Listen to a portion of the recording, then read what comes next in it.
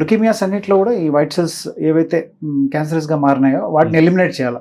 అది purpose. Eliminate చేసేసి bone మ్యారోని normal గా పనిచేసేట్టు చేయాలి. సో దీంట్లో ఒక్కొక్క క్యాన్సర్ లో ఒక్కొక్క రకమైన థెరపీస్ ఉంటాయి. ఇప్పుడు దీంట్లో బ్రాడ్ గా చెప్పాలంటే chemotherapy, radiotherapy, targeted therapy, immunotherapy, రకరకాల థెరపీస్ ఉంటాయి. బ్లడ్ క్యాన్సర్ అంటే ఒకటి రకం కాదు, చాలా రకాలు ఉంటాయి. కొన్ని బ్లడ్ క్యాన్సర్స్ అయితే ఆల్మోస్ట్ బీపీ షుగర్ లెక్క అయిపోయినాయి ఇప్పుడు. అంటే హాని చేయవు అసలుకి. సింపుల్ ఒక టాబ్లెట్ తో బాగా చేసేయచ్చు.